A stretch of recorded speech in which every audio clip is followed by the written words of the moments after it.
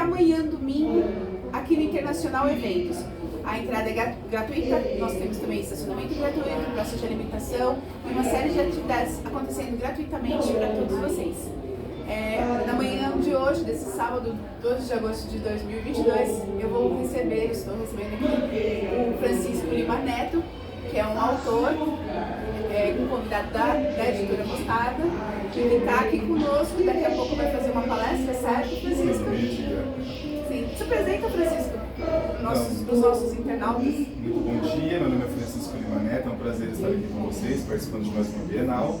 Eu sou jornalista, também sou assessor de imprensa e lá em Campinas eu faço um trabalho meio que de resgate de biografia de personagens históricos, né?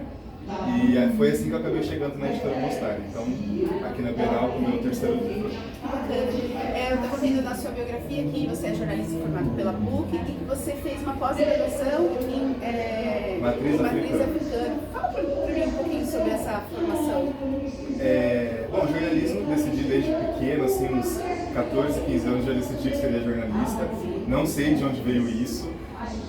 Simplesmente decidi que seria jornalista, acho que me encantava já de ver na televisão e não me via representado, né? Se você, inclusive, até hoje perguntar para os jornalistas negros em quem eles se espelham, eles vão responder que é a Glória Maria ou, no máximo, o Heraldo Pereira. A gente vê que ao longo das gerações continuam sendo sempre essas duas mesmas pessoas que a gente tem como referência. Então eu decidi que seria jornalista, fui o primeiro da minha família assim, a conseguir ingressar no ensino superior. E depois acabei fazendo essa pós-graduação em matriz africana, que finalizei agora durante a pandemia, inclusive. Fez na PUC também? Não, aí foi uma parceria da Faculdade de São Marcos, lá no Tocantins, com duas casas de cultura de Campinas. A Casa de Cultura Fazenda Roseira, que faz um trabalho maravilhoso de preservação do jonco aqui no Sudeste. E eles ocupam uma sede de uma antiga fazenda que era de escravos. Que região de Campinas? É em Campinas mesmo, é em Campinas. E a outra casa é a Aquarela, que tem curso de teatro, tem uma infinidade assim, de atividades culturais. É uma parceria dessas duas casas com essa faculdade do Tocantins. E essa pós-graduação, eu digo que existe um Francisco antes e um Francisco depois dessa pós-graduação. Porque para mim, ser negro antigamente era simplesmente a cor da minha pele. Eu não tinha todo esse embasamento, toda essa parte histórica, tudo o que nos faz pensar na nossa negritude, nos nossos ancestrais, tudo que se passou dentro desse país, né, com o tráfico negreiro, com a escravização, com todas as leis que foram feitas. O abandono social do negro com pós. É isso. As leis que foram feitas para os negros não terem acesso a terras, não poderem estudar, a lei dos vadios e capoeiras, que os negros que eram pegos andando à toa pelas cidades eram presos. Então, se reunir para jogar capoeira. Então essa pós-graduação, eu digo que me deu um embasamento, né? Que continua em construção, mas me deu todo o embasamento que eu não tinha antes. Então existe o Francisco antes e o Francisco depois dessa pós. Você atua também na área de jornalismo com as editorias de cultura, de política, como que é a sua cotidiana? Me formei pela PUC em 2008 e acabei ingressando mesmo no jornalismo efetivamente em 2014 numa cidade da região que é Americana. E ali eu comecei a desenvolver minha carreira dentro do jornalismo. E aí não sou um jornalista setorizado, sou generalista, né, como a gente costuma dizer. Então a gente fala de tudo, política, cultura, cidades, crime, tudo a gente está lá. Só que em Campinas, eu entrei num jornal de lá em 2019, um jornal bastante tradicional, centenário, e ali eu ganhei uma coluna. Então além do meu trabalho como repórter, eu virei colunista também. Uma coluna chamada Baú de Histórias, que saía todos os domingos. Baú de Histórias. Isso.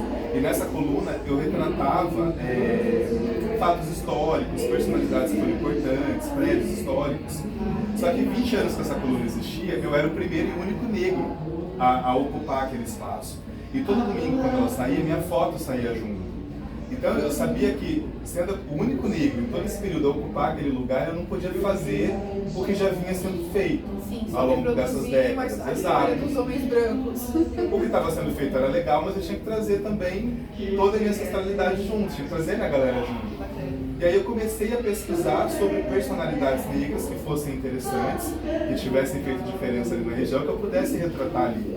E uma delas foi a Laudelina de Campos Melo, E aí eu ia te pedir mesmo, porque, deixa eu contar para os internautas, o Francisco Lima Neto, ele está aqui na Bienal de Guarulhos com 3 obras lançadas pela editora Mostarda, que é o livro, a biografia da Laudelina de Campos Melo, que é uma personagem, né, que é a primeira, que é uma personagem, uma ativista do movimento negro, foi, né, porque ela já é lá da região de Campinas.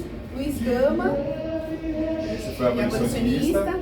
Ele era advogado também, né? Pejorativamente chamado de rábula, que é um advogado sem a formação realmente em direito, mas ele era um autodidata. Então ele trabalhou com o secretário de polícia na época e ele teve acesso à biblioteca desse homem, então ele começou a se instruir sozinho com os livros de direito, porque esse secretário, ele era advogado. E a partir disso ele começou a atuar na área como advogado. Ele teve uma autorização da corte na época para ele atuar nas cortes de primeiro grau, né? Aí ele começou a atuar realmente como advogado e ele libertou mais de 500 escravizados. Bacana. O Luiz Gama, nós temos uma rua aqui em Guarulhos, na região central, que se chama Luiz Gama. E recentemente, numa ação muito assertiva da Prefeitura de Guarulhos, eles removeram a placa onde constava Luiz Gama e acrescentaram Dr. Luiz Gama. Porque é o título, né? E ele tem que se reconhecer como ele foi a conquista. Esse título que agora ele recebeu como advogado realmente aconteceu esse ano, né? Sim, por conta disso, essa substituição da placa. Muito bom, então ele foi jornalista, ele foi poeta, ele foi multifacetado. Muito necessário, né? Esse eu lancei na Bienal do Rio de Janeiro em dezembro do ano passado. Ah, que bacana. E o Ailton Krenak? Esse foi o lançamento da Bienal agora de São Paulo. Ah, que legal. Que é o líder indígena, né? Graças à atuação dele, que foram colocados os capítulos 231 e 232 na Constituição de 88, garantindo os direitos às terras indígenas, à cultura indígena e tudo mais. Foi graças ao trabalho dele. Ele teve a oportunidade de ver? Ainda não. Ainda não, Ailton Krenak. A gente está tentando fazer chegar nele. Bacana. Bom, mas de qualquer forma a gente também estava. Além dessas edições, tem também as edições em Braille. Isso eu queria dizer, essa é uma novidade bem interessante. Foi uma novidade bem interessante. Trouxe os meus, né, para mostrar de exemplo. Mas a coleção Black Power já tem mais de 20 títulos e agora todas elas estão também em Braille. A gente lançou isso agora na Bienal de São Paulo. Eu costumo dizer que é a inclusão da inclusão, né? A gente está falando de um tema importante que é a inclusão dessas personalidades negras, agora indígenas também, mas também trazer a população que não enxerga. Então, é uma versão em Braille e também com as letras ampliadas, né? Para pessoas com baixa visão, exatamente. Então, é a inclusão da inclusão, como eu sempre digo. Que bacana. No começo da Bienal, se eu não me engano, no sábado, nós recebemos aqui a Marjorie Silva, que também é da região de Campinas. Minha colega, nós somos vizinhos, Marjorie. Que legal. A Vila... Ela é da Vila Chico Amaral. Chico Amaral. E eu sou da Vila Francisca. Que bacana. Você teve a oportunidade de conhecer a Lugar de Fala lá em Campinas? Muito. Eu fui lá, porque como a gente é da mesma editora, e no portal que eu trabalho, como jornalista, como repórter, a Marjorie, nós levamos ela como colunista. Então ela tem uma coluna mensal no portal que eu trabalho. Ela comentou, que bacana. A coluna dela no portal. De poder atuar no jornal e trazer um pouco da experiência dela junto à biblioteca, junto ao trabalho que eles fazem lá com a comunidade. A Marjorie é muito incrível, ela é muito jovem e já fazendo toda essa mobilização. Ela tem um futuro brilhante, com certeza. Muito inspiradora também. Completamente. Bom, Francisco Lima Neto, você tem uma palestra daqui a pouco, né? Que chama O Resgate de Personagens Históricos como forma de aumentar a autoestima e representatividade da população negra. Acho que é isso que a gente estava conversando, né? Sobre essa oportunidade que você tem de falar a outros, aos seus pares, sobre as questões raciais e isso ajudar as pessoas a compreender o seu lugar. Não lugar, calma, deixa eu reformular. Mas assim, o quanto é importante ter essa voz nessa troca. Exato. Porque vamos pegar o exemplo da Laudelina. É uma mulher que, graças à luta dela desde a década de 30, que na década de 70 foram garantidos os direitos das mulheres e homens trabalhadores domésticos a ter carteira assinada e ao benefício previdenciário, poder se aposentar, por exemplo. Ela levou mais de 40 anos para conseguir que isso fosse colocado no papel. Só que só agora, em 2013, que a gente teve a PEC das domésticas, que vale, né, o trabalho de uma empregada doméstica a qualquer outro trabalhador. Então tem direito a férias remuneradas, para ter direito a jornada de trabalho, 13º, hora extra, isso foi só agora. Então, você vê uma luta que começou com ela na década de 30. Essa mulher fez uma revolução, não só em Campinas, ela mudou o país nessa questão. Claro. E lá ela lutou também contra o apartheid, os negros não podiam entrar em clubes, então as meninas não podiam debutar. Ela criou um baile de debutante chamado Concurso Pérola Negra. Então ela foi fazendo uma revolução por onde ela passou. Só que até em Campinas ela é pouco conhecida. Então acho que a gente fazer esse trabalho de resgate desse tipo de personagem mostra, principalmente para as crianças e adolescentes negros, que eles têm exemplo, sabe? Tem um caminho a seguir, tem gente que veio antes e fez uma mudança social no nosso país, né? Sim, as coisas não nasceram prontas. Exatamente. O leite não vem da caixinha. As pessoas acabam não falando, então a gente acaba não tendo uma autoestima muito boa, porque qual é o papel que nos é relegado? Sempre que se fala de pessoas pretas, você fala de escravidão. Mas não se fala que foram os negros que lutaram pelo fim da escravidão. Sempre é a história de que a princesa Isabel, muito bondosa e generosa, veio e assinou um papel que nos deu a liberdade. E a gente sabe que não foi assim. Acho que mostrar isso aqui para as crianças, para os adolescentes, muda a autoestima deles, muda a autopercepção deles. Olha, a gente é negro e a gente pode mudar esse país, então tem esse exemplo. Olha o próprio Luiz Gama, o que ele fez? Se alfabetizou sozinho, praticamente sozinho. Aos 17 anos ele conseguiu se libertar, provar que ele era livre, e ainda depois disso foi lá e ainda libertou outros 500 escravizados. Então a gente não é uma pessoa que está ali, os negros não estão ali jogados, não são incapazes de fazer alguma coisa, né? Então a gente tem que mostrar esses exemplos aqui para que essas crianças saibam, tem um caminho a seguir, tem para onde ir. Sim, e é realmente um trabalho muito incrível que a moçada está fazendo de trazer os autores negros para falar sobre personalidades negras, e isso é transformador. É verdade. E a gente pode começar a colher frutos dessas sementes que estão sendo plantadas agora muito em breve. Justamente, acho que eu já posso dizer que eu sou um fruto disso. Eu acredito. Porque cresci sem referência nenhuma, por isso que eu falo que a pós foi um divisor de águas na minha vida. Na escola, no ensino fundamental, a professora de história dizia isso, vocês foram ela falava assim, vocês foram escravizados porque vocês eram preguiçosos. Primeiro que essa frase é totalmente paradoxal, né? Completamente paradoxal. A professora de história dizia isso no ensino público. E eu terminei de estudar o ensino médio em 2001. Então você vê, só em 2003 que foi implantada a Lei 10.630, salvo engano, né? Isso, 10.639, 2003, para instituir o ensino da cultura afro-brasileira também na escola. Depois ela foi atualizada e foi também colocado a cultura indígena. Só que ainda são medidas incipientes. Eu vejo que depende muito de ter um professor, uma professora que seja engajado, que tenha essa consciência social para implementar isso nas escolas, porque a lei está ali, mas muitas vezes ela não é cumprida. Então eu cresci sem referência nenhuma, eu ainda estou nesse processo de buscar, né, essas referências, essa autoconstrução. Mas a gente já vê uma geração aí que está chegando já diferente. Que já está chegando já com embasamento e empoderamento também. Exato. E hoje as pessoas já chegam numa livraria, não tem livro com essas temáticas, as próprias crianças e adolescentes já perguntam, mas como que não tem? Cadê? Então já tem um engajamento diferente ali. Ela já vem com outras preocupações. Bacana. Você sabe que uma das coisas que eu ia te perguntar, e na verdade você, todo esse bate-papo aqui, você já deu o tom disso sobre representatividade. Por que a representatividade é tão importante? Essa resposta pode até ser um pouco clichê, mas assim, a representatividade ela importa porque quando a gente vê, a gente se sente possível.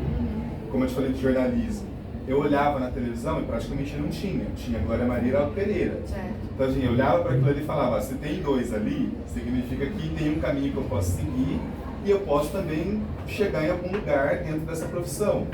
Então quando a gente vê atores negros fora desses papéis estereotipados, como escravizados, como empregada doméstica, motorista, aquela pessoa que mal tem fala, ou quando tem fala não tem família, é só um personagem negro jogado ali. Quando a gente vê mudando, tem família, tem profissão, tem ascensão social, tem um poder aquele personagem, a gente se vê possível, a gente se vê possível em vários lugares. Quando a gente vê médico negro se formando, a gente chega num posto de saúde público e tem um médico negro, para aquela criança, aquele adolescente, ele já se vê numa outra posição. Porque quando eu era criança, o que eu via de negros era sempre essa versão estereotipada, ou o que eu via dentro de casa. Minha mãe tem 8 irmãs, todas são ou foram empregadas domésticas. Então a gente se via naquele mundo, a gente não via outro caminho. Tanto que a gente vê muito muitas meninas que seguem a mesma profissão da mãe, nada contra, pelo amor de Deus, profissão digna e honesta. Mas sempre empregada doméstica, tem gente que vai passando de geração em geração, minha família foi assim. Várias das minhas tias trabalharam para uma mesma família, que depois os filhos dessa família também empregaram, sabe, as outras tias, os outros filhos.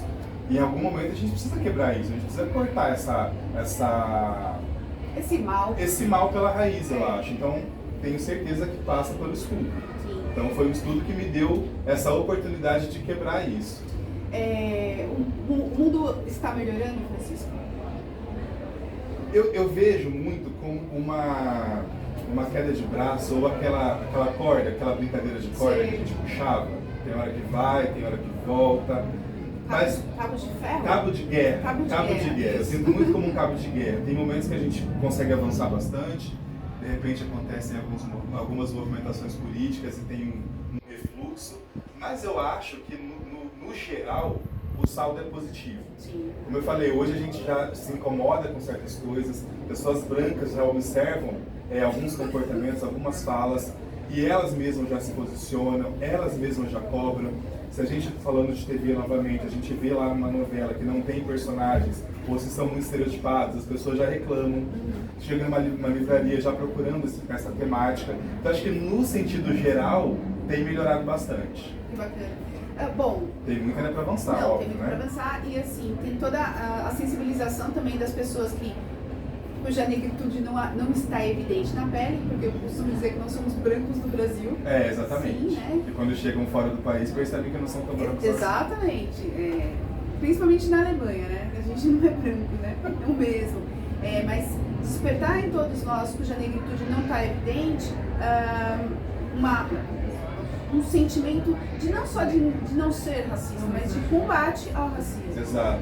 E quando a gente vê um policial numa abordagem, por exemplo, simplesmente já em Santa Catarina teve um caso, o garoto descendo do ônibus escolar, a polícia já pegou ele e deu um mata-leão, a troco de nada, o único estudante negro dentro daquele ônibus escolar. Então quando as pessoas já começam a se posicionar contra isso, vai lá em cima, já começa a filmar essa ação policial, já é uma forma de ser antirracista. Porque antigamente era só a palavra da vítima, né? Não tinha como provar, e a palavra da vítima não valia nada. Então hoje a gente já está, acho que, indo numa outra direção. Tem coisas que já não são mais aceitáveis. Bacana. Em muitas instâncias. Em muitas instâncias, sem dúvida nenhuma. É isso então, Francisco. Quero agradecer demais a sua participação aqui na segunda Bienal do Livro de Guarulhos. Você chegou agora, você teve a oportunidade de dar uma olhadinha? Já passei, já vi. Legal. Inclusive acho bem interessante essa proposta da prefeitura, né, de fazer isso acontecer. Porque a gente vai levar cultura para o povo, a gente vai levar livro para o povo. E a prefeitura fazer isso acho que é bem importante. Sim, a gente entrada gratuita. Sim, é uma política pública mesmo de fomento ao livro e à literatura. E feita por servidores públicos, muita mão de obra engajada e para fazer a coisa acontecer mesmo na cidade da gente, para trazer as crianças das escolas, tanto da rede municipal como da rede particular e a estadual também. E isso que a gente está fazendo aqui, esse bate-papo, essa conversa sobre esses personagens, esse espaço aberto, também já é uma luta antirracista, já é uma atitude antirracista. Que bacana, a gente fica muito feliz mesmo de estar recebendo você aqui, de poder ter a oportunidade de conhecê-lo um pouco mais e de aprender, né? Porque eu estou aqui na condição de jornalista, mas eu também estou aprendendo contigo. Mas eu acho que o aprendizado é sempre assim, é sempre uma mão dupla, né? Uma via dupla. Que legal. A gente nunca só ensina e também nunca só aprende. Quando troca a ideia, a gente sai sempre diferente. Você sai com duas ideias, eu também saio com duas. Que bacana. Então é isso, agradecer ao Francisco Lima Neto pela vinda. Daqui a pouquinho, então, ao meio-dia, ele está ali no Auditório Amarelo falando sobre representatividade, sobre a importância dessas personagens nessas obras literárias que colocam em evidência pessoas que foram fundamentais na história do nosso país. A coleção Black Power ela está disponível aqui na editora Mostarda até amanhã, domingo, quando finaliza a Bienal. Então, se você ainda não veio, não perca essa chance de estar no maior evento literário que acontece aqui em Guarulhos. Já foram quase 100 mil pessoas atendidas nos últimos 8 dias. A gente já quer bater uma meta bem grande aqui para os próximos 2 dias, sábado e domingo. Então, vem para cá, Internacional Eventos, até amanhã, 14 de agosto. A entrada é gratuita, tem estacionamento gratuito, você foi ali, né, no food truck. Foi, tá bem gostoso, muita coisa boa para comer. Tem muitos stands, tem bastante programação ainda acontecendo aqui, tudo de graça para você. Vem para cá. Oi?